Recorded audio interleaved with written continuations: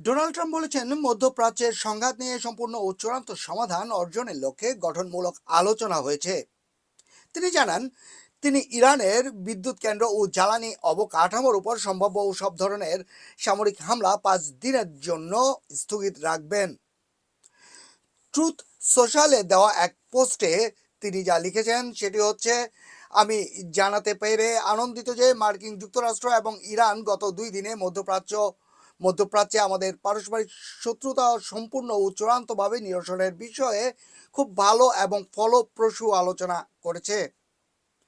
এই গভীর, বিস্তারিত এবং গঠনমূলক আলোচনার ধরন ও পরিবেশের ভিত্তিতে যা সারা সপ্তাহ জুড়ে চলবে, এবং আমি যুদ্ধ বিভাগকে নির্দেশ দিয়েছি চলমান বৈঠক ও আলোচনার সফলতার উপর নির্ভরশীলভাবে ইরানের বিদ্যুৎ কেন্দ্র ও জ্বালানি অবকাঠামোর বিরুদ্ধে সব ধরনের সামরিক হামলা 5 দিনের জন্য স্থগিত রাখতে।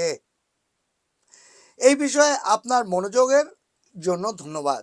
প্রেসিডেন্ট ডোনাল্ড জে ট্রাম্প এটি তার সোশ্যাল ট্রুথে এটি লিখেছেন আর কি, মার্কিন প্রেসিডেন্ট। এদিকে আবার যুক্তরাজ্যের প্রধানমন্ত্রী স্যার কেয়ার স্টারমার সতর্ক করেছেন যে ইরান যুদ্ধ দ্রুত শেষ হবে বলে ভেবে ভুল স্বস্তি নেওয়া উচিত নয়। ইরান যুদ্ধ সম্পর্কে স্টারমার বলেন, যুক্তরাষ্ট্র ও ইরানের মধ্যে আলোচনাকে তিনি স্বাগত জানান এবং যুক্তরাজ্য এ বিষয়ে অবগত ছিল। তবে তিনি সতর্ক করে বলেন, ইরান যুদ্ধ দ্রুত এবং শিগগির শেষ হবে এমন ভুল ধারণা নিয়ে উচিত হবে না। তিনি আরো বলেন, আমাদের সমস্ত মনোযোগ এবং শক্তি দ্রুত উত্তেজনা কমানোর দিকেই দিতে হবে। মনোযোগটা কি, যেহেতু মানে সমস্ত শক্তি এবং মনোযোগ দ্রুত উত্তেজনা কমানোর দিকেই দিতে হবে। যেহেতু অলরেডি ট্রাম্প সোশ্যাল ট্রুথে তিনি লিখে দিয়েছেন যে ইরানের বিদ্যুৎ কেন্দ্র ও জ্বালানি অবকাঠামোর উপর সম্ভাব্য সব ধরনের সামরিক হামলা 5 দিনের জন্য স্থগিত রাখতে। তো আসলে আমরা ভালো দিকটাই দেখব।